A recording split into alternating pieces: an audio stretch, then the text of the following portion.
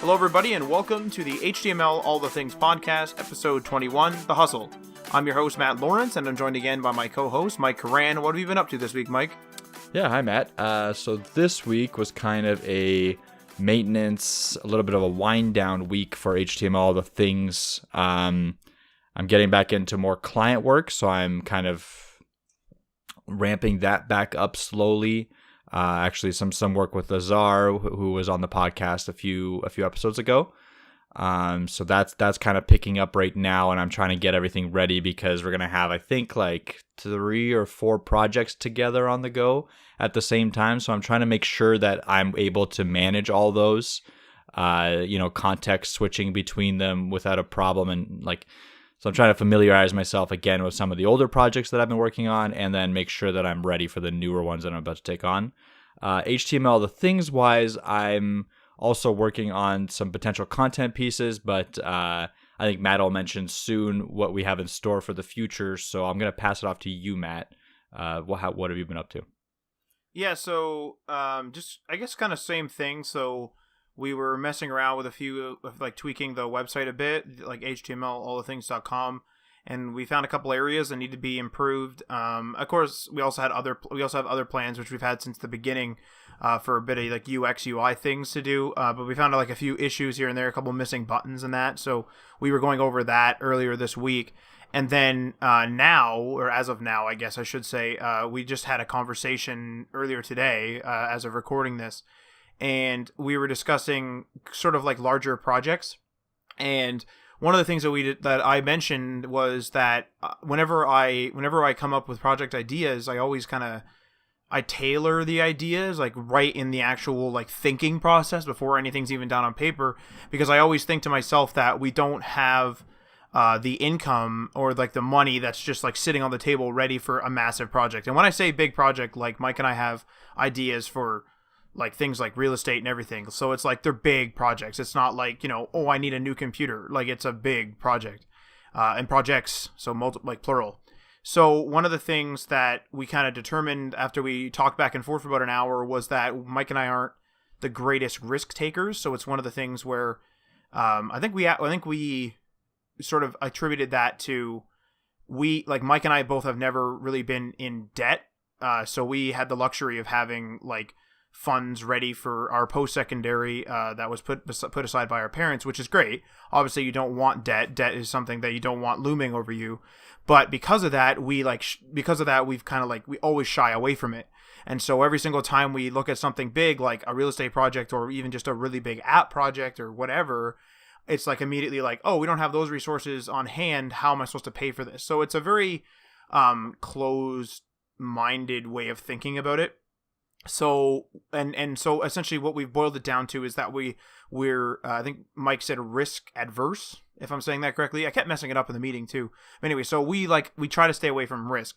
So one of the things that I had been thinking of is an app idea, and I'm not going to divulge too much because and you'll hear why in a minute. But I had this app idea for a while, and it is just like a simple app. But I said, like, we've been putting this off for so long, and Mike and I's goal overall has been to get some passive income going, because we want something to work on while our client work slows down, and maybe even take over the client work someday.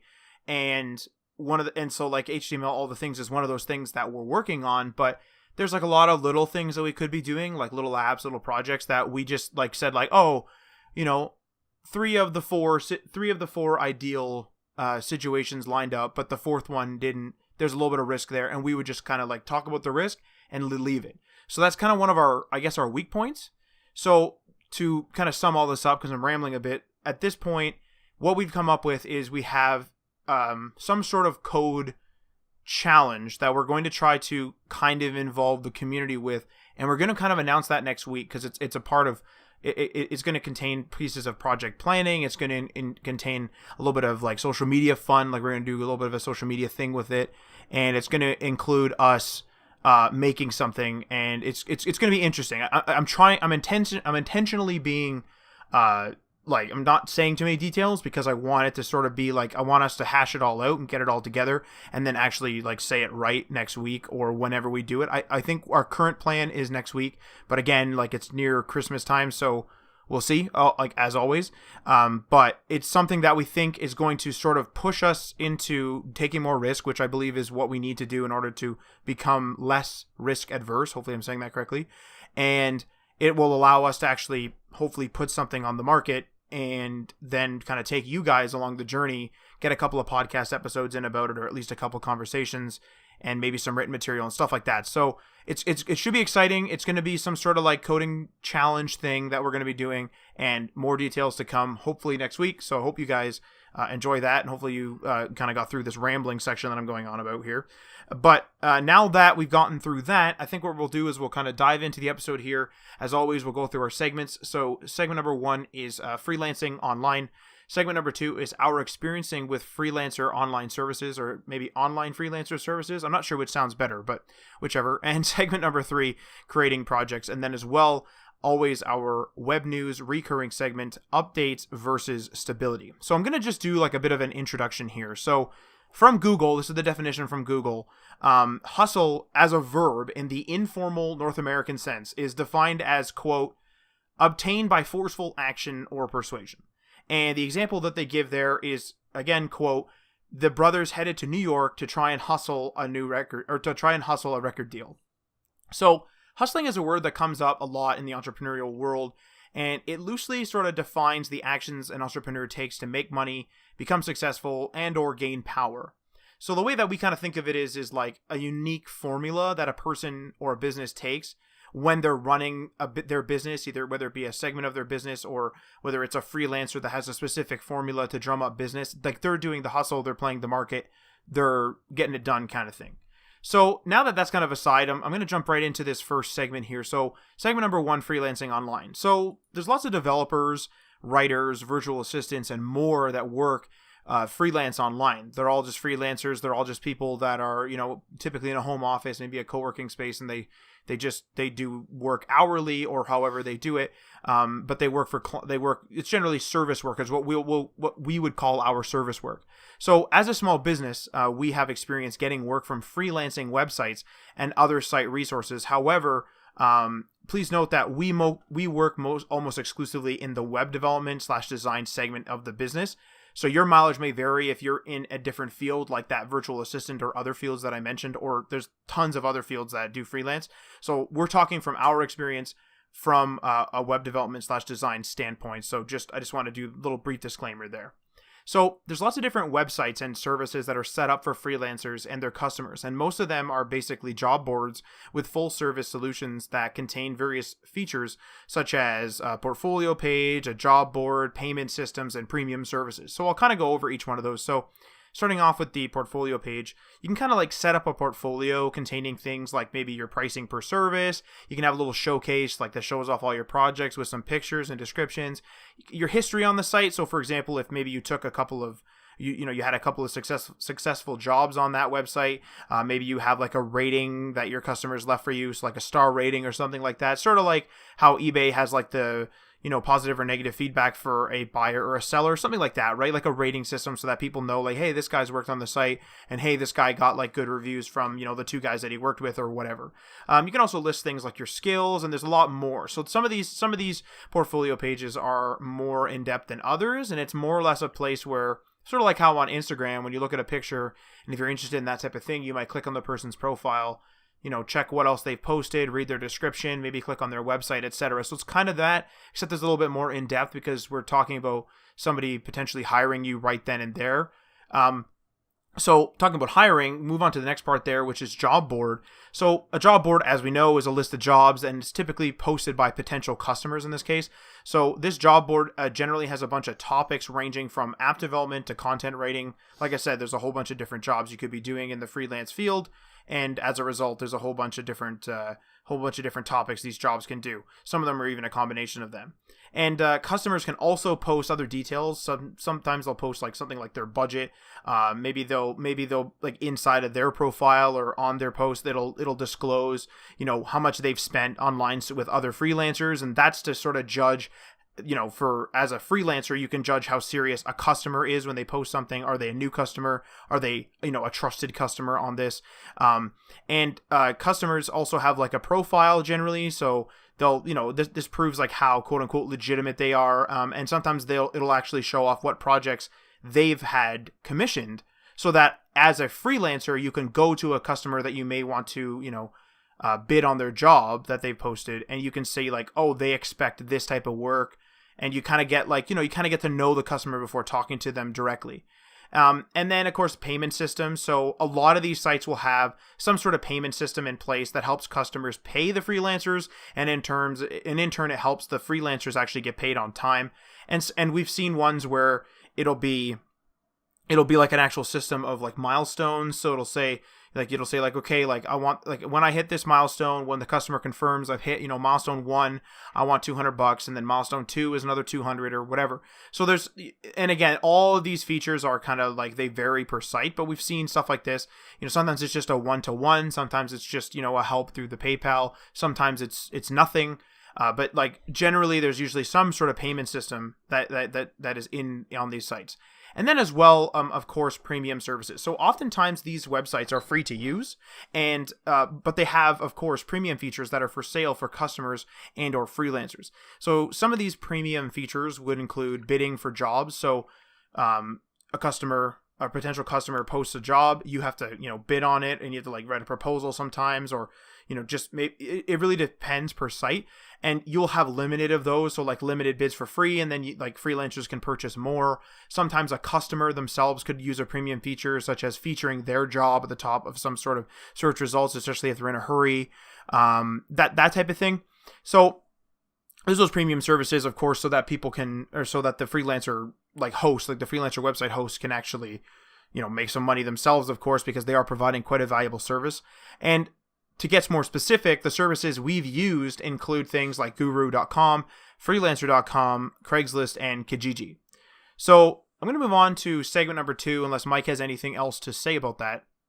Yeah, sure. I'll add a couple things, actually. I just want to add that there's just other ways to do the hustle and to get freelancer work. One of the ways that kind of popped into my head was, going to meetups and getting your name out there. Maybe doing some like on the ground hustle, like going to local businesses, trying to, generate some conversation with local businesses, trying to get in the door and trying to get kind of like, try to get in front of the person that's making the decisions, and maybe offer your services to them as a freelancer for maybe making a website, or maybe as an actual developer, depending on the business that you're talking about.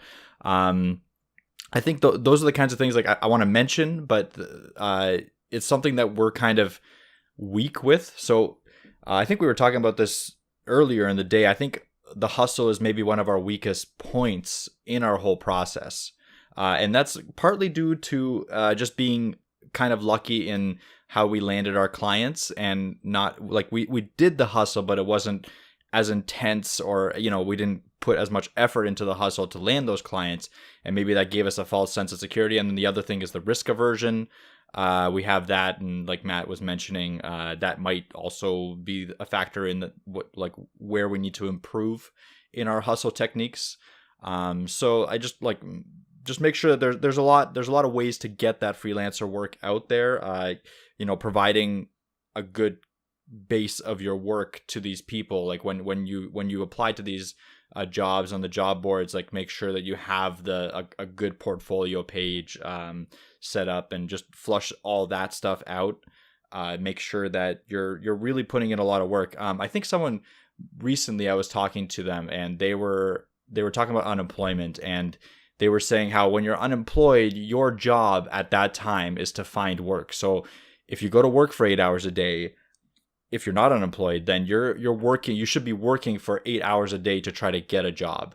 And I think the hustle kind of should be like that as well. So if you're in the first starting times of being a freelancer, and it's going to be a challenge to get your first freelancer work, and you're probably going to have to put in those like 8-hour days to just try to apply to all the jobs online, try to go to these meetups, go to, connect with as many people as you can. and try to get your face and your portfolio in front of as many people that can make those decisions to hire as you can throughout that process. And I think that was a good piece of advice with the whole, treat it like a job, 8 hours of the day. And I think that's something that we need to, or that we could work on. Luckily, like I said, we have been kind of lucky in the hustle aspect where our efforts have paid off, and they've paid off fairly quickly. And that is probably a factor in the fact that we don't do too much of the hustle. But just wanted to input that so you can carry on now, Matt.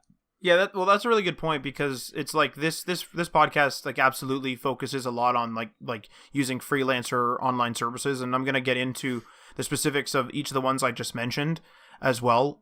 But I think that's a really important point, is that it is probably our weakest point because it's something that we do the least of. Oftentimes, like, it'd be something like, oh, it's a slow month, what do we do? And we don't really know what to do. And then like a week later or a couple days later, something comes in. And we seem to be lucky in that regard.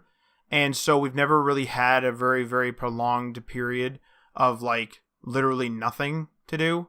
And so like I'm happy about that, obviously. But like I would say that definitely, like if you're listening to this now and you're like, whoa, like I don't use any of these freelancer sites. I use Instagram or Twitter or Facebook or I only go to meetups or whatever. Like that's absolutely the hustle as well. I'm focusing on the things that, drummed up some business for us and got us started, but and like stuff that oftentimes you can actually just jump into even today if you're listening to this and go, oh, I haven't heard of that site, I'm going to sign up.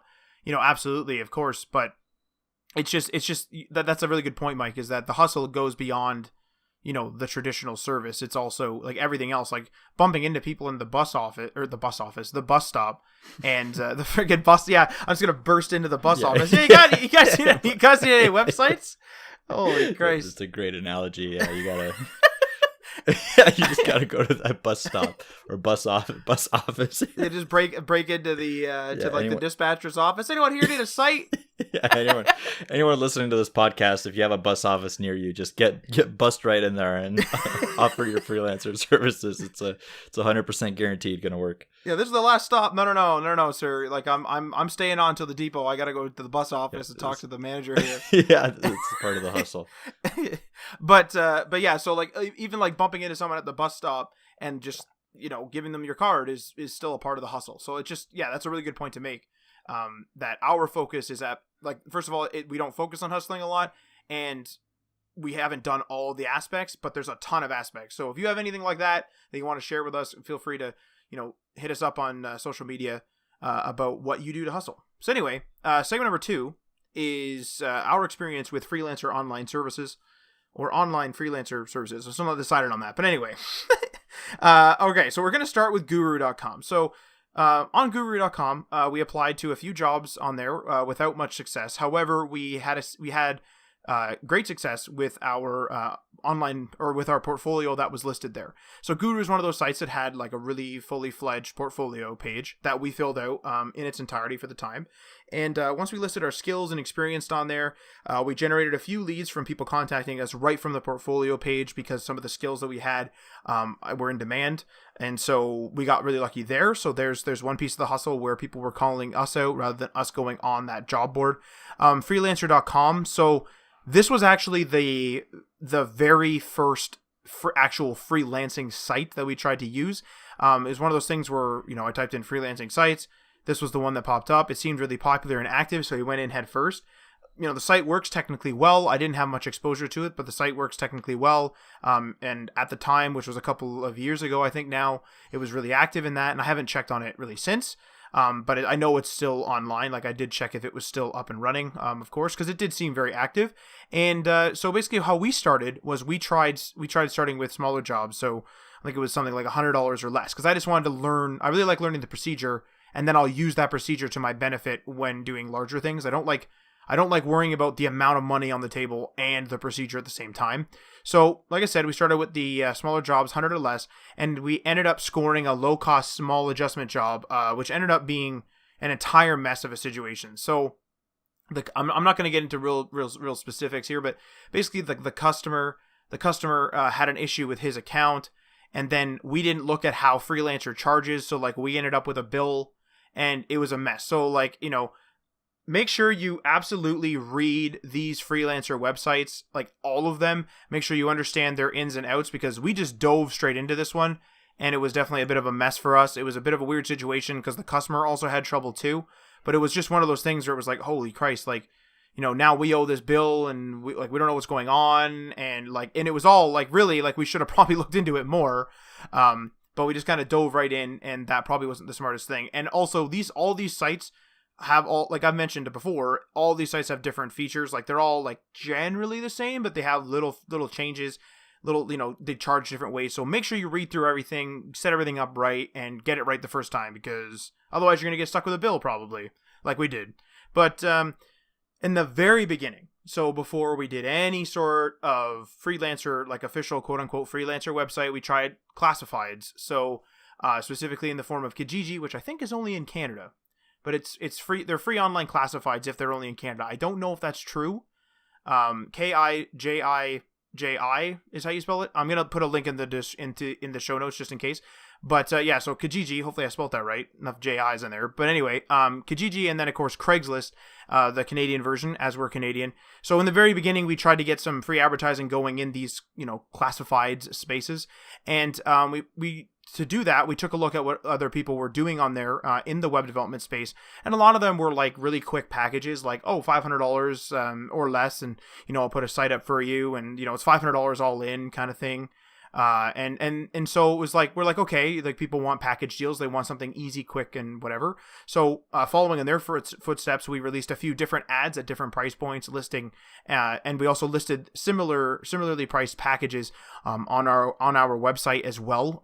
The actual website didn't generate any leads. However, we did get one long-term customer relationship from a person that called us from the ad, and the person actually wanted just general development services. They didn't actually want the package that we were offering. So that's something interesting of note, is that even though we were specifically advertising, I forget what it was, maybe a $250 site or something like that, the person was like, oh, these people, seem reasonable, or whatever their process of elimination was when looking at all those developers. But they called us and said, hey, I need help with something that isn't like with the package. I need help with something else. And we still work with that person to this day. So that was good. However, though, just to mention, we also got a call or two from people that wanted like extravagant websites for extremely cheap. In one instance, we were offered something like $100 Canadian for an entire restaurant site. And I think it had ordering or something in there. It's been years, so don't quote me on that type of stuff. But it was I think Mike may have taken the call. I can't remember, but it was like an extremely extravagant site. Do you remember that call, Mike? Yeah, I was actually going to mention it. I think I was at a pet store, and I got a call because we put my number down on the Kijiji ad. And yeah, this person, we went into a long conversation where he kind of listed his requirements, which was, there wasn't any ordering, but it was a full-fledged restaurant site with a fully webified menu, not like a PDF or anything like that. Like he wanted people to be able to click on the menu, get nutrition facts, stuff like that. For a small restaurant, and he was talking about the ad, and I think the ad up there was $500 for something like this. And I said, the $500 is for a simple 3-page application. This is obviously a more complex application, so it would be, a little bit above $500. And then he kind of quoted me back saying, well, we can't spend more than $100 on this. And that kind of left me a little bit speechless. And probably shouldn't have. The way I should have handled that is I should have told him about the value that the site adds and how much the revenue that it can generate for him by bringing people in and showing the professionalism of the site. But really, all I ended up doing was saying that it's not, the price point's not going to work for us. If you're willing to negotiate, I have no problem doing that. But it's going to be in the $500 and up range regardless. We'll have to come back and give you a formal quote. But yeah, that definitely ended the conversation completely. And but I think there was another call of a similar thing happened. So yeah, I'll let you continue on. But I think pretty much just value your time as well, and don't say yes to every opportunity if it's going to, negate your own way of advancing. The other thing is like really pick your client as well. Be a little bit picky, because from the attitude that I got on the phone, I knew that our relationship wasn't going to work out. Even if he were to agree to that $500, like I knew it was going to be kind of like a challenging situation for not much reward. So that kind of made it a little bit easier to reject it. So yeah. Well, that's a really good point too. Is it's like we were listing on like free classifieds, so there is sort of a like it's a more of a general audience. It's people that are definitely like not experienced with tech, and like how long it takes to make sites and that type of thing. And anyone can go on these other freelancer sites too, but those are more specialty sites. So it's like you kind of get more. Like you're going to get people that oftentimes have hired freelancers before, or it's actually other businesses that are used to hiring freelancers. Not always, of course, you always get some people, but it's just something to note that like if you're stuck in the free game of, some of these other freelancer sites are free to an extent as well, like I said, but it's like if you're stuck in the fully free game of listing in classifieds like Kijiji or Craigslist, and you get a few bad calls. It's not all calls are bad. Like I said, we got a really good call and we're still working with this person to this day, but it's something that you kind of have to filter through. You kind of have to get through it. And I think it just comes with the territory of being listed in a place that's so general, like a place that you could also buy a dog. Like it's literally like that general of a site, right? It's just classifieds. So that's just something I want to mention there. Also that, as far as we know, none of the leads came from Craigslist. We spent the least amount of time on Craigslist as well. So I'm actually interested if any of you guys have listed anything on Craigslist, whether you got anything from your, for copywriting or anything like that. But we listed a couple of our, again, like it's been years. I believe it was the same packages that we listed on Kijiji, and we put those onto Craigslist, and no dice as far as we know. So Kijiji was the winner for us, but we did put more time into that. So there's that. So I think that will conclude segment number 2 here, and I'm going to toss it over to Mike for segment number 3. All right. Yeah, so I don't think I have much to add other than what I've already added to that segment. So thanks, Matt. So I'll go on to segment number 3, creating projects. So this is definitely part of the hustle, and maybe one of the first parts of the hustle, in fact. And it's a very important step, and it gives you a portfolio and a way to showcase skills that you have to potential clients. So for us, we initially started with obviously like the basic HTML, CSS websites, but we quickly moved on to Chrome applications and Chrome extensions. We kind of did that, and we've talked about this already in previous episodes, but we did that based on the fact that we saw it as an up-and-coming niche. We wanted to kind of differentiate ourselves and provide some focus so that potential clients can see that we have something to offer that not everyone has to offer. And that for sure was a very good choice for us. It did only net us one client, one large client, but again, that's our probably our largest and most important client to date from that decision. So the other thing is not only can projects potentially generate revenue. So if you're making like an application or an extension or a website or a web app, something like that, it can be monetized obviously, but they also can refine and showcase how many like your soft and hard skills. The skills can be like project management, because people can go into your Git repository, see how you actually did your commits. You can even kind of post a side page to your project showing maybe a project timeline. I think that would be a good idea in a hustle kind of situation, so that people can see you understand that what project timelines are. Maybe show that how you collected requirements for the project. Maybe show some diagrams like sequence diagrams, activity diagrams, software engineering diagrams to show how you kind of planned it out for a project, even if it's something small. So you get kind of that fallback, and so the big thing for us is when we're looking at a project, it's going to not only have a chance of generating money, but it has that worst case scenario outcome of being a great portfolio item that could you could show to a client and you can get a job with. And that's very key in this kind of in this kind of market. So freelancers, that finished school and that's all they've done and they have nothing to show for themselves, they're not going to have very much success in landing any projects for freelancing. They might have success in landing a job, and in that's kind of disputed. I would say you still need that portfolio. It's almost like an art degree, right? Like a little more professional, in my opinion. Not to like say anything bad about art. There's nothing bad about it. I love like graphic design and art and all that. I wish I could do it, but I think that one is very, very portfolio focused, whereas web development is, schooling does show a lot, but you need also that portfolio piece. You need to show that like what your drive is, what your coding style is, what your what you can create, how you solve problems in coding scenarios. And a lot of technical directors will go in and actually look at your code, and like in your GitHub repositories, your open source code, they'll be able to see how you go through the process of creating something from nothing to a finished product, which is really big and really important for a lot of people to see.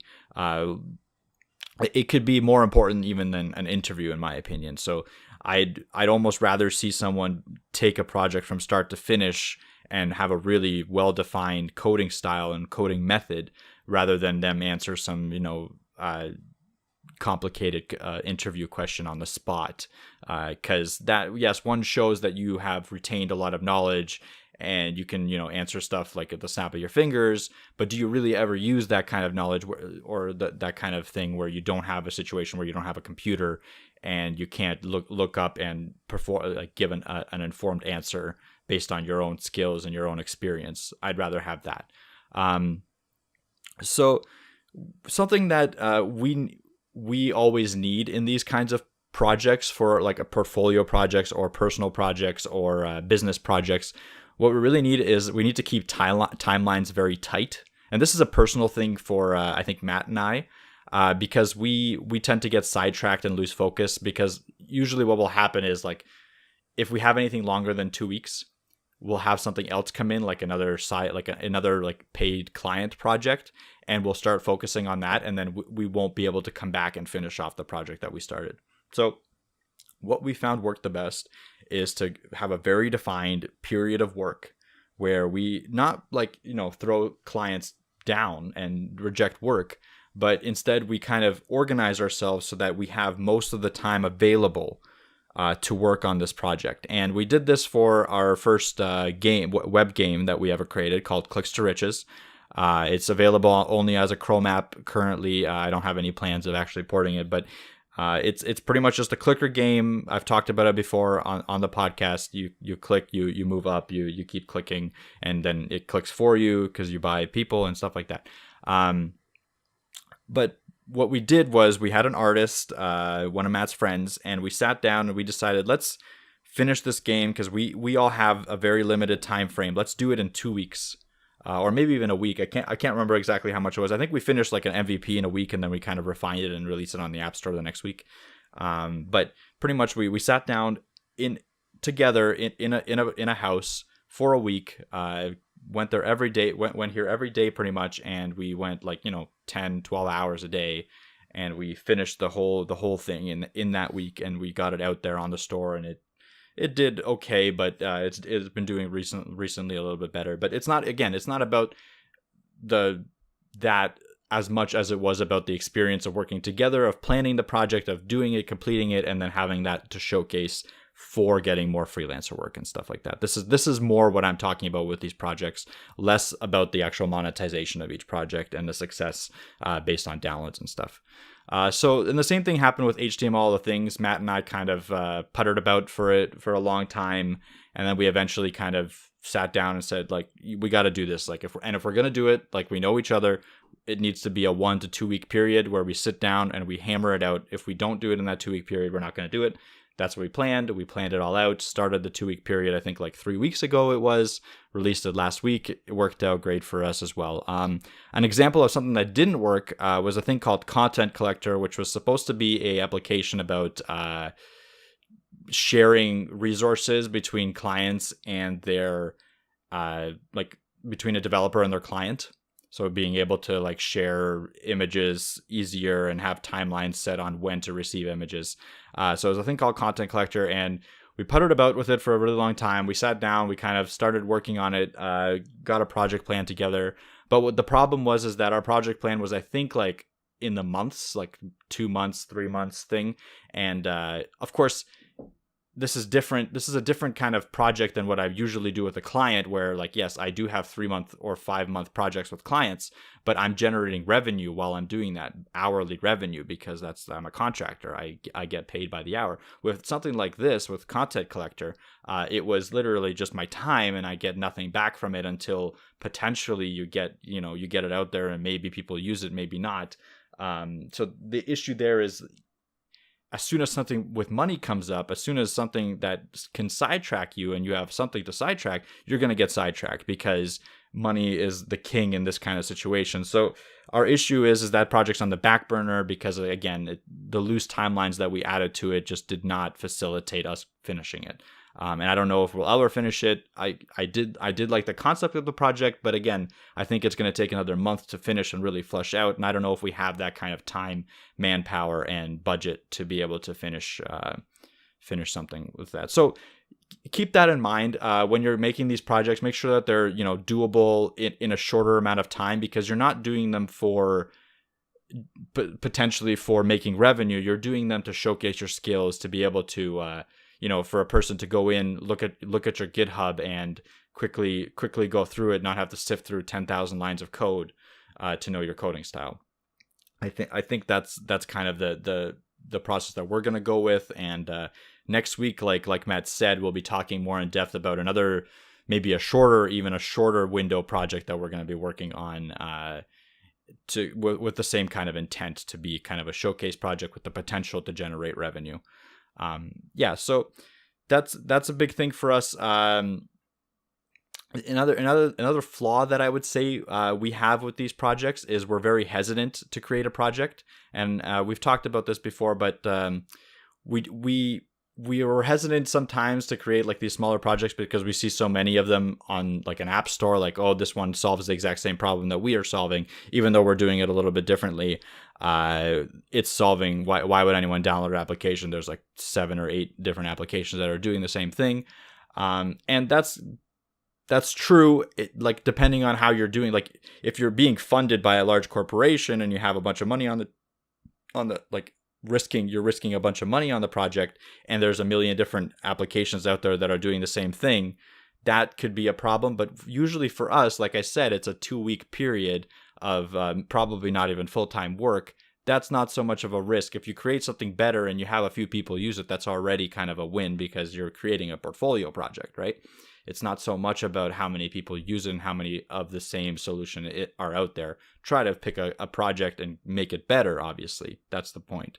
And then our other problem, I would say, is we don't know the audience well. If we don't know the audience well enough when we're like, conceptualizing a project, we kind of start to hesitate a lot, and we start to panic. Maybe not panic, but we start to kind of doubt if the project is going to be a success in terms of like people liking it and people using it and stuff like that. And again, that's something we have to work on. That's part of our downfall, like not our downfall, but our weakness in the hustle game. So we have to put in more effort into finding the right audiences and researching the audience before fully committing to a project, and B, being able to understand that this project's not going to reach the entire audience, and we're doing this for a way to showcase how to do something, a way to showcase our skills, boost our portfolio when we have the time to do that. And that's pretty much all I have on creating projects. So Matt, unless you have anything to add, I'll move on to web news. Yeah, the one thing I just wanted to say was that the one term I guess we came up today was that we want specifically what I'm talking about is when Mike was saying that we become apprehensive when we're either in the middle of a project or when we're trying to plan a project, whether people are going to use it or whether we're confident in it. Essentially, one of the things that we were talking about today was that, you still should be paranoid and you still should be worried about stuff like that. It's more so a concern when like you shouldn't jump in willy-nilly. It should be a managed concern, if that makes sense. A managed paranoia. That was kind of the thing we coined today, was like a managed whatever, managed panic, managed whatever, because you really should, like, if the market shifts and you're in the middle of development and the market shifts completely away from what you're doing, that is cause for concern. It doesn't necessarily mean you just fire off like what you have. Like maybe it does if it's too late. But you should absolutely be paranoid about it, because time is money. In the same breath, though, Mike and I are too cautious. Whereas we'll be like, oh man, like we could make this in a Sunday afternoon, or we could make this in 3 days. But what we'll do is we'll talk about it for 3 weeks, kind of like get hyped up for it, then do a little more research, get a little bit worried, and then stop 3 weeks later saying, whatever, or hey, we'll talk about it later, and we never do. And it's like, dude, that thing could have already been done a couple times over, and a couple of those Sunday afternoons were just spent, watching TV or something, when we could have had something out. And not every project needs to make $1 million. Not every project even needs to make $100. If you're getting some good experience out of it, you're essentially paying for your own education with time in those cases. So that's just something I wanted to mention, is that, we're not recommending that you just, fire off an app. Like if someone today is trying to make a MySpace app, I mean, I don't know if that's the best thing to do. I don't even know if you could even do that. But if you were, it's like, well, I don't know about that. Like, if I don't know if you want to make that MySpace companion app. But like, if you're trying to make something for Facebook, maybe that's something different. But it's just, be paranoid, but manage it and make sure that, eventually you just got to be like, all right, the hell with this. I'm just going to fire this up and see what happens. I'm going to go make this and see what happens. So it's just something I wanted to say. Yeah, and that's totally true. And I think setting yourself up with a limited time frame helps you choose what you can and cannot do, and helps you kind of weed out those things that would, be a potential to just suck your time in for nothing. I think that, I mean, that's what's helped us. That's the only thing I can think of to help in that kind of situation for these kinds of projects. Again, if you're working for a client, obviously you're not going to be limiting yourself to a 2-week project, because you're getting paid for a solution that you're inputting. Like that's a totally different conversation. We're talking about projects that will be used as a potential portfolio project, right? Again, it's nice to be thinking that, I'll put some ads in this project, maybe it'll generate a little bit of revenue. That could definitely happen. It's not out of the realm of possibility. But thinking that is your only success, like that's the only way to success, is going to lead to a lot of failure. There's just too much.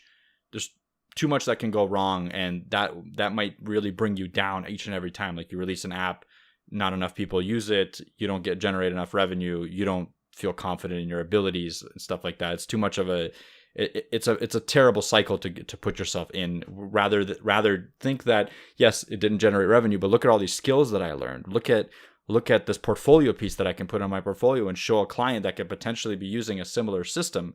I could show them, listen, I've already, like, this took me 2 weeks. I've already have something similar in place. I can obviously do your project. It's going to take X amount of time, X amount of money, but you have proof that I have done something like that. So those are the kinds of things that I would suggest for someone starting out in the freelancing industry. That's for sure. So I'll move on to web news. And this web news is also going to generate some conversation, as all our web news do. It's probably going to have some Mac versus Apple talk in it as well. So Mac versus Apple. Sorry, not Mac. Windows versus Mac OS talk. Sorry. Yeah. Mac versus Apple would be very boring. I'm going to say, what's going on here? Yeah. So web news topic: updates versus stability. So what I mean by this is it's kind of a question to, I guess, Matt, myself, and the audience, if they want to, tag us in some Instagram or Twitter and answer this question as well. What would you prefer? So do you prefer an application that receives updates, once a year? The disadvantage of this would be you're not getting all those optimizations and features all the time. You're kind of getting, the very core stable product update once a year, and then it just doesn't do anything for the rest of the time. But it's a stable product. Like, you can use it and you know what you're getting with it from like today and tomorrow. It doesn't matter. You know that it's going to work. You know that it's going to do the things that it can do well. Or would you rather a application or operating system to have a, quick update cycle, which is, I think, what's more prevalent these days. But pretty much what that means is like maybe a monthly or even like a bi-weekly or weekly update cycle, where they're just constantly pumping new features into the thing. They're constantly putting optimizations at the risk and chance of losing stability. And they know that, like, obviously the developers know that there's a chance that they might lose that stability, like a feature might break that they implemented a long time ago. A person might not be able to do the same thing that they did yesterday today because they've changed the way they do it, because updates bringing in features means that sometimes they also change the UX, and they do that rapidly. So I'll give some examples of this, and then we can kind of get into a discussion. So the examples of, I would say, in today's age, fairly stable and consistent operating systems would be iOS and Android, as weird as that sounds. Usually they only get one major update a year. So like with Android, it's usually one of those candy or food updates, like Lollipop, Gingerbread. What's the latest one's Pie, I think. So those come out once a year.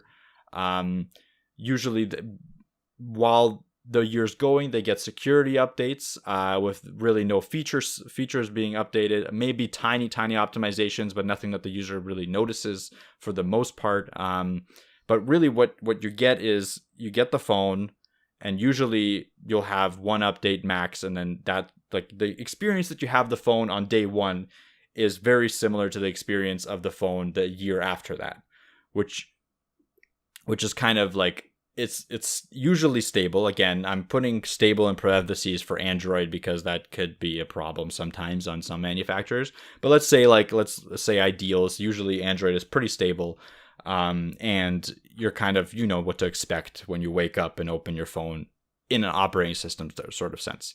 The things that kind of change more rapidly, I would say Windows goes pretty ham with the updates these days. So I think it's once a week or something like that. Or once every 2 weeks, where they have like those Tuesday updates. And then I think multiple times a year, they'll have a big feature update. And with this rapid update schedule comes the issues that keep arising with these big updates, where, your documents will get deleted, where, the UX of one feature will completely change, and you won't, like, a person that's been using it all these years will just not know how to use it anymore, because they'll have to relearn how to use a completely new user interface and stuff like that. And this can happen rapidly, right? With Windows, it happens fairly quickly. Also, the updates will bring instability, which has happened many, many times. I personally had to reinstall Windows because of updates 3 times in the last 2 years on different machines. So that to me is definitely instability, and because of the rapid updates. Yes, you get the fact that it's very secure, potentially, because they're constantly updating the security vulnerabilities.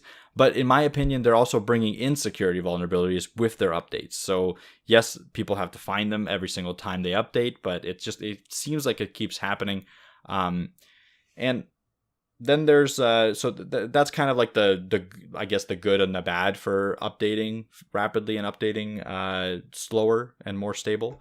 The other thing is that there's platforms that update. I think recently Matt was talking about how we have a website that's using Webflow, and when Webflow updated, it auto updates, or I don't know if you like clicked update or whatever, it broke one of the features on the site. So Webflow is a CMS, kind of like WordPress. WordPress is also known for this. So WordPress will update and break a bunch of plugins, and then you'll have to go in and fix those plugins. So it's just like, would you rather have WordPress as you know it just stay the same? You know what I mean? Like, it's going to work all the time and not update. and you have the option to do this, I believe.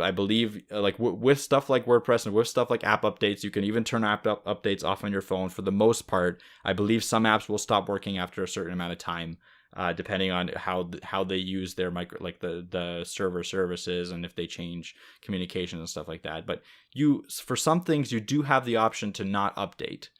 Windows is kind of iffy with that now because they're trying to force the updates on people. So it's kind of it is a user preference thing, and people can usually control it. And I'm curious what people do. Do people just allow the updates to happen and risk the instability, or do people just stop updating when they get to a certain point that they're comfortable with, and they just kind of, look to the side of new features? Like they don't care that there's Windows, like Windows is loading 3.2 seconds faster than everyone else. They don't care about that. That's my question. So I'll pass it off to Matt. What is your opinion on this? Well, first and foremost, I used to be like a Windows update deflector. I used to, on Windows 10, set my connection to metered and not download the updates. Now I just am at the mercy of the updates. I just don't care. And if I have a problem, I'll just reset the PC. As ridiculous as that sounds, like if I boot up and it doesn't work, okay, start settings, whatever, reset this PC. Because most of my stuff's in the cloud. Most of my stuff is, re-downloadable. So I'm kind of at a point where I'm at the mercy of updates. Same with my phone. I'm on Android, and I just set all my updates to auto update, or my apps to auto update. I don't care anymore, because I started getting those problems where, first of all, there was an app badge, which is annoying, telling me there was updates. Sometimes the apps themselves would tell me there were updates, so that's annoying. And then sometimes they would stop working, or like features would start acting up because you have an old version. So now I'm just at the mercy, and if something doesn't work, I just stop using it. Now, what I'm curious is whether that is more in line with a consumer than a power user. So like, I could be defined as a power user because I use a lot of electronics and I use a lot of apps and I use the functionality in my devices, basically to their fullest for the most part. But I wonder if my mentality has now changed in terms of that type of stuff to be more like a consumer, where I'm at the mercy of these companies and I just don't care. Like, I play video games quite a bit, and all my games just update automatically. Like, whatever, they just update. If I boot them up and they don't work, uninstall, they go, and reinstall. And I don't know whether like that sounds like it's a bad way to be, but I'm kind of at the point where it's like, game consoles need to update, my computers need to update, my tablets, my phone, my watch. So we're at a point in which every piece of software needs to update, and I'm just like actually sick of it. Like, I just don't care. So I'll just fire it off. Like, another thing too on that is that I have in the past, like I said, I used to deflect. And I used to deflect Windows updates, and then I updated later, and the updates like installed in the wrong order or something, and just completely like fried my laptop. Essentially, I had to wipe that thing anyway. Mm. And so I was at a point where I was like, well, I'm just gonna install every update, and if it breaks it, whatever, let's reset this PC, I guess. And like, to be fair, like, that's happened once, maybe twice on my laptop, but it's still not good. Like, if I was on a trip, it's like, well, fuck, like, hopefully there's a good internet around here, because I'm going to need to download gigs upon gigs, and hopefully I actually have internet around here, because, well, obviously, like, I would need internet for the update, but what if it installed the update the night before I left, and then I, like, shut down the computer, move on, like, go somewhere, wherever I'm going, I'm away from the internet, I boot it up, and it's broken, like, that's not good. So I would say that in some cases, like, I agree with Mike that there is that instability level with Windows, albeit it has been a while, and I will say that it happened a lot more when Windows 10 was less mature. So that's good. Like, there is a very clear correlation, a very clear road to improvement that they've reached, I would say. The one thing I will say, though, is that I kind of don't mind having updates running all the time, because sometimes I'll be like, oh, this is different, and I'll kind of like take a look, because I kind of like looking at the UX of stuff. Like, that's kind of, I mean, it's for my job too, but I just kind of like look at it and be like, oh, why did they change this? I wonder why, and I'll mess around. So it's like that's different than a regular consumer. Consumer's like, I want to post a picture. Where's that picture button? Whereas I'm like, oh, why did they move that? And so I kind of like poke around a bit, and so there's like that curiosity factor, I guess. But in general, I I don't like doing updates, and especially if you're in a business, like a serious business. You know, we're in a serious business, but it's like not like as if I have 5 minutes of downtime, you know, the world isn't gonna, you know, erupt. But if you're in like a, you know, some, I don't know, a finance business, or you're in like a big corporation, and an update pushes to half your PCs and 25% of them go down, you know, that's a huge portion of the company that's down. Probably vital roles can't be done. Like, that's a mess, and that's not good. And so in an enterprise sense, you know, I can absolutely sympathize with those guys where they're like, I don't want this. Like, I want to be secure and everything, but it's like, okay, great, I'm secure, my computer doesn't turn on. So how secure is that? You know, you'd rather, you know, back to typewriters, I guess, you know. But so I think my answer to this is that I think I'm still deciding. And one of the things one of the topics of discussion I get into a lot with, I'm on another gaming podcast, and we get into this discussion with those guys on and off air, is that what is better in terms of gaming. So I don't know if, you know, some of our audience are obviously play games, so some don't, but so in video games, they have a tendency nowadays to release something that is not always, but oftentimes broken, and like broken in a really weird way. Like, it'll be like, oh, like the main menu doesn't load right. And it's like, dude, did you even boot this up when you ship this build? Like, what the fuck's going on here? It's not like as if, like, you know, somebody, you know, played the game, loaded 68 times, ran around the world, reset his clock, turned off his console, had a power outage, turned it back on, and then it broke. It's like somebody turned on the thing and the menu's broken. Like, what are you guys doing? And there's a point in which, like, those point that I think that's where I'm at in the conversation, where I've given up in terms of apps, and I've given up in terms of OS, and that goes for phone and computer. But when it comes to like games, because you interact with them like so much, it's like the OS seems to be like kind of fleshed out for the most part nowadays. Like, the functionality isn't added like every single day, but when it comes to like a game, it's like you're interacting with every facet of it. That's the point of a game. And when the main menu is broken, or when a major system is broken, it's like, you guys did not test this. You didn't check it. It's clear. Like, don't even deny it. Don't PR me. Just say it. I didn't test this. I wanted the money now. Okay, thanks. Thanks for the honesty. Like, honestly. That makes sense. Oh, did you cut out there, Mike? Yep. Yeah, I did. Oh, okay. And I think you did. Yeah. I don't know. Okay, that was weird. I didn't hear you. But anyway, okay. yeah, that's fine. But so, like, it's one of those things where, like, again, it sounds like I'm being super cynical, but like, Mike and I have had this discussion where we've had discussions about apps. Like, Mike's like as we mentioned today, some of the app ideas we've had, and there's seriously been times where I've said, why don't we just ship this and not test it? And like, honestly though, like, Mike can attest to this. Like, I've said that. Like, who gives a fuck? Just ship it. And like, that sounds so outrageous. Like, that sounds so outrageous when you say that out loud.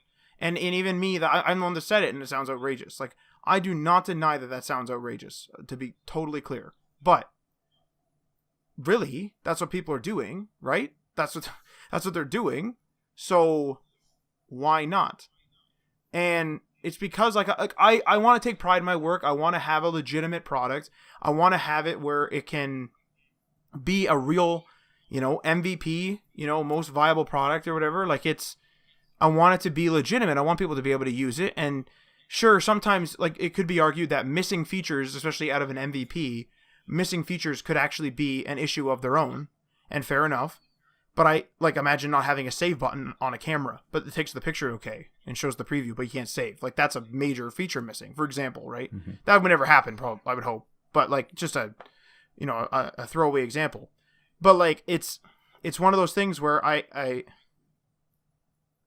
don't know. I don't know. Like, I sympathize with the devs, because the devs in big corporations need to please the suits, and the suits want it out fast, and the suits want the cash. Generally speaking, right? I'm speaking very generally.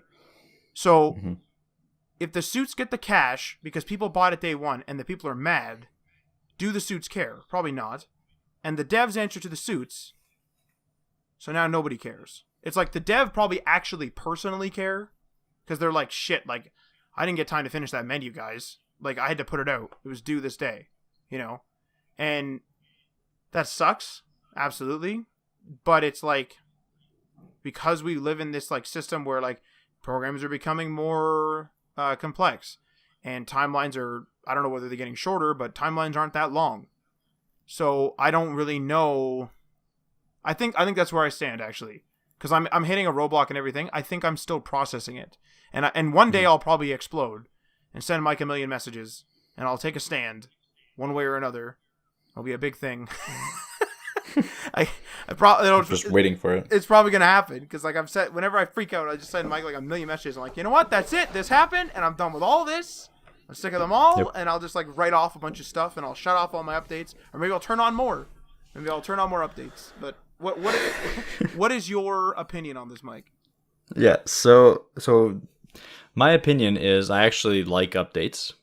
Surprisingly, I think I'd rather have, the added features, the added security that the updates bring over the stability. And I come at this from a person that's been wronged so many times by updates. Like you were mentioning before, like what would happen if, it's good that it didn't happen to you on a trip or something. And I had that exact thing happen on a trip. First day I landed, I had a conference call scheduled in about 2 hours after I landed. Opened up my laptop and blue screen. Can't find the OS. Okay, all right, that's fine. Let's reset this PC real quick. Can't find the partition to reset the PC. Okay, let's do like recovery. Can't find any recovery partitions. All right.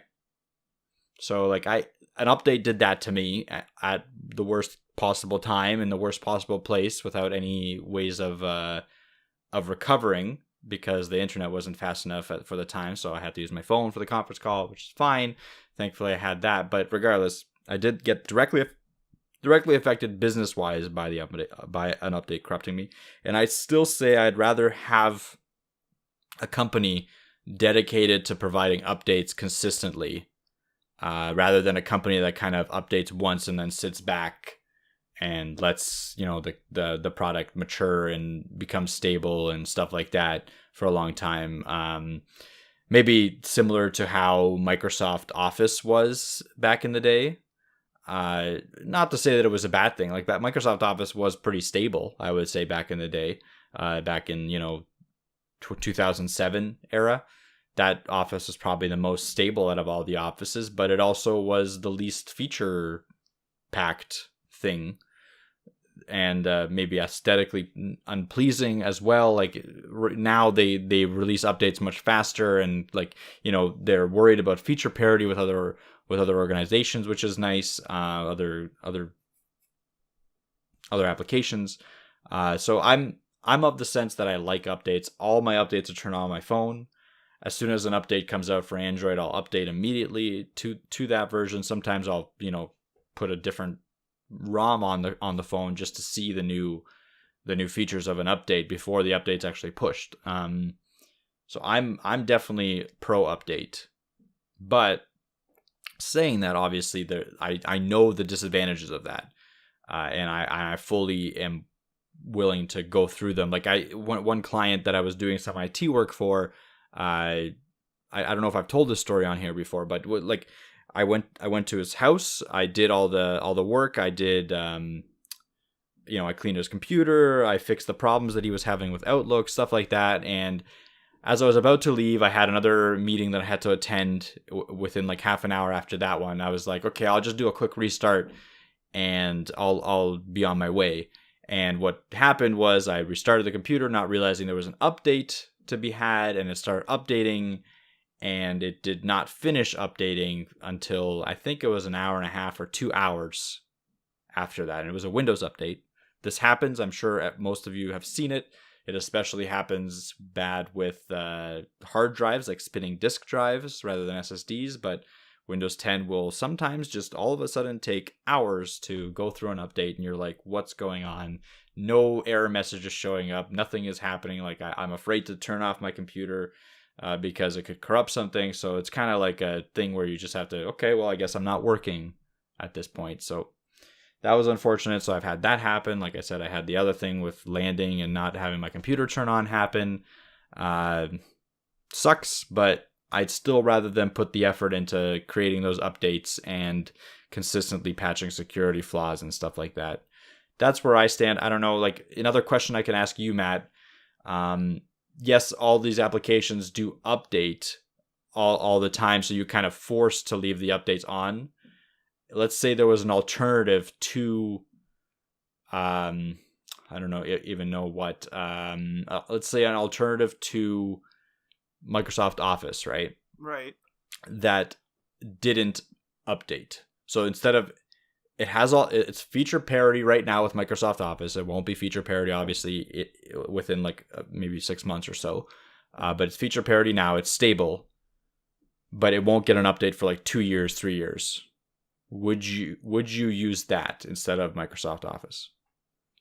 Well, this kind of goes back to the thing where I do like kind of being pleasantly surprised by an application, and I do like kind of being like, whoa, like this is a new feature, like I've never seen this before.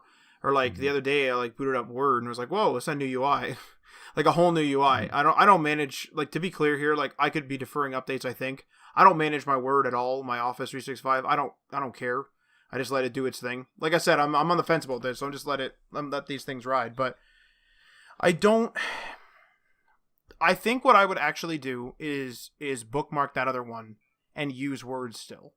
And then I would continue using Word, and then I think what I would do is actually keep that one around until Word started crashing. Because there's one thing that I will say is that I really hate when programs crash or don't work at all. But when you can kind of like jankily get around, or like maybe it's just janky on the new features, I'm kind of okay. Like I don't really care that much. But when it's something like I press the new button and the new button doesn't work, and that's been around since the first Word, like Microsoft Word, so that's probably not good. That's when I start actually kind of fuming a bit, that type of stuff. And then I'll be like, that's it. Like I'm going to this other one. But like if they added like a new border control, and the border control was kind of messed up, and like I kept selecting the wrong type of border style, I would be less, like I'm not as angry at them, because it's like, oh, well, that's a new menu, they'll figure it out. And I think some of that does come from early access Steam games, where I'm used to stuff being kind of janky like that, and stuff like that. So, and as a dev too, like for example, like the HTML all the things website, the admin panel's not even styled yet. Like I didn't bother styling it yet. It's still, so like that like kind of looks janky, right? Because it's literally just HTML and it just functions. And so like it doesn't have the same aesthetic as the site when we go to edit it. So it's like I'm kind of used to stuff like that. I think as a consumer, I would absolutely say that like that would be really freaking annoying. I remember one of the things that I had trouble with was on my phone. I can't remember. I think it was my G4, my LG G4, where it would just like, it wouldn't. I can't remember whether it wouldn't activate Google Assistant, or it would only do it under like a certain circumstance. Like it would. No, I know exactly what it is. It's my S8 Plus, and if I'm on the road, so I downloaded Android Auto, and I was using Android Auto for a bit, and then I had GPS running, and I had this thing where I would like, call on Google, which I'm not going to say the keyword because she'll start talking to me. I would use the keyword, and then I would like say, while I'm driving someplace, so hands free, I'd be like, text this guy this thing. So it was my buddy Tim. I was going to his house. He lives kind of far away, so there was some sort of traffic jam. I said, text him. I'm going to be delayed by an hour. So she'd be like, okay. And then she would come back in a slightly different tone and be like, what's the message? And I'd be like, what? Tell Tim I'm going to be back I'm going to be like an hour late. And she's like, okay. And it's like, send message in the first tone of voice. And I'm like, yes, send message. Then she goes, okay, disappears. The second tone comes back, send message. So she's just duplicating herself. And it's like that type of stuff. When it's like so unstable that it's like, Jesus Christ, like, so I was sending text messages for like an hour and a half by saying everything twice because she just kept doing it. And I thought it was due to Android Auto, and I didn't use Android Auto on the way back, and I tried to text somebody and did the same freaking thing. And so I just haven't used that feature now. I just don't use that feature now. I just don't text. If there's something urgent, I guess they're not getting it. I guess I'm not reading it because I'm driving, and that's it. Because it doesn't work. So, and it could work now. And so maybe that's why I'm impartial as well, is because I'll actually, if it's a non-vital feature, I'll stop using it. Oh, that's broken. That ends that chapter forever, potentially. and I just will stop using it. Like that button doesn't work anymore. Okay, guess that's it then. And again, that sounds really cynical, but I think it's like, I think I've been conditioned by the software, where I think that people are pushing things out. I think my actual answer is, I think people are pushing things out too early, and I understand why. So I'm going to act like this. Like, I'm just going to be like, all right, I'm at your mercy. Like, we've lost the battle of that. Like, the updates are going to be fired out rapid succession. Fine. So we've lost that battle. In like tech culture, that battle has been lost.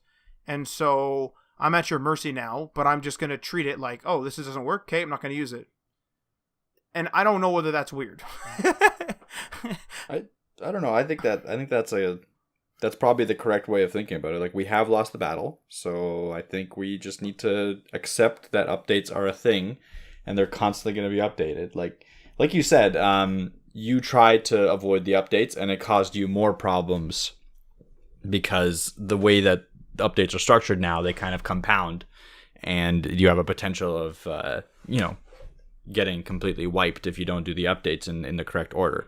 And I think I don't know if that's by design or just by lazy programming. It's probably lazy programming. But I think we kind of just have to sit here and accept the updates, and why not enjoy them if you can? Because like, you get those special, like, those interesting surprises, like, oh, there's a feature added that I'll probably use sometimes. So just wait for stuff like that to happen. That's kind of what I want to end with, is just, we don't have really a choice at this point. So I would just accept my update overlords and, just live with it. And again, that really, like, even hearing you say that sounds really cynical, but it isn't. I think we've just lost the war. Yeah. Like, we may have just lost the war at this point, and we're just at the point where we're like, okay, update me.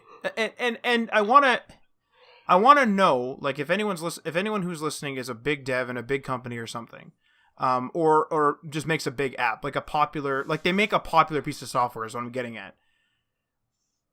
I don't even know if you'd be able to answer this. Is it the suits that's making you pump it out quickly? Like, and when I say this, I'm thinking of like the gaming situation that I said earlier. Is it the suits making you pump it out quickly? Are you not testing it? Is it bureaucracy that's causing a problem where, certain things aren't being tested due to bureaucracy? Like, where's the problem? And if you're an indie dev, kind of like us, where, we don't have like a backer, are you a proponent of just pushing it out and updating it later, or do you want a really solid base and every update has to be super solid? I think it's an interesting, like, philosophical question. But and actually, I'm gonna say one last thing. Actually, is so this is back to video games, but it's related to this. So I'm a really big fan of Fallout, and one of the biggest Fallout games that people freak out about the most, like they like it, is New Vegas. Fallout New Vegas. And Fallout New Vegas, I bought that game launch day because it's a Fallout game, as I will do. And that game was buggy as hell in the launch. And it was so buggy that I remember playing that game, and that game had like what's called branching quests. So if you're a gamer, you know what that is. But for those of you who are not, it's like you go talk to one of the characters in the game, and he'll be like, "Oh, like, I need help taking out these guys. Do you want to ambush them? Do you want to like sneak in there? Do you want to like try to make a truce with them?" Like, there's branches, like different ways to do it. And I remember being in that game being like, this game bugs out so frequently, I'm going to choose the branch that's the safest, the most smooth, and the shortest, because I know that if I do any complex branch, it's just going to crash. And that ruined the game for me. And to this day, I'm like, I don't really like New Vegas. And like, people like love it and they freak out about it. And when I hear them talk about it, I'm like, wow, there's a lot of like, decent stuff in that game. But it's been ruined for me because I was an early adopter. And I think that's really, and that's kind of my point right now, is that I don't know whether you should be hurting the early adopter, because the early adopter is often your biggest fan. Something like, to keep it in the same realm, something like Fallout 4, like it or hate it, I really like it. It launched well. I played it on PS4. I didn't have many problems at all, and they improved it. They improved the settlement building. They improved the They had like some of the wiring like used to cost resources and it stopped for costing it because it was too expensive. And the DLC, I really liked a lot of the DLC or most of the DLC. So I literally went from I really like this game to like, wow, this game improved. I didn't go from like fuck this. And then like the problem is to get somebody who early adopted it and says fuck this, to get them to come back is almost impossible or very difficult, at least in my version of fuck this. Like if I'm at that point, I'm like, you know what? That's it. Like even if this is good, I don't care. And Mike was the witness of me doing that to my final school project. Me just saying fuck this, I'm not doing this anymore. I was supposed to show just a little aside. I was supposed to show up in formal wear to a meeting and do a presentation. I just showed up in a dirty old shirt and some shorts. I didn't care. When I said fuck this, like I'm out. I can't do this anymore. I don't care. I'm gonna do the bare minimum and I'm moving on with my life. And that's exactly what I did. Whatever. Brief aside. But I don't know whether you have any comments about the early adopter thing, Mike, but that's my opinion. That's actually, I think I'm starting to generate an opinion now. I'm starting to become less neutral, but there we go. That's what this discussion was all about, you generating an opinion. But yeah, I think that's it from my end. All right. Well, I think we can conclude the episode then. If you have any comments or whatever, feel free, of course, to let us know on any of the socials. So thanks for listening. Make sure you don't miss an episode by subscribing on the platform of your choice. You can follow us on the socials via @HTML All the Things on Facebook and Instagram. We are on Twitter via @HTML Everything. We're on Medium. We're on GitHub. We're also on htmlallthethings.com. So check that out. And it's kind of a hub for everything. So if you don't know where we are, go there and you can find us everywhere. Also, remember, we do have a Patreon, and that's patreon.com/htmlallthethings. Check out the tiers, give that a go. Feel free to leave a comment or a review on the platform you're listening to this on, and we are signing off.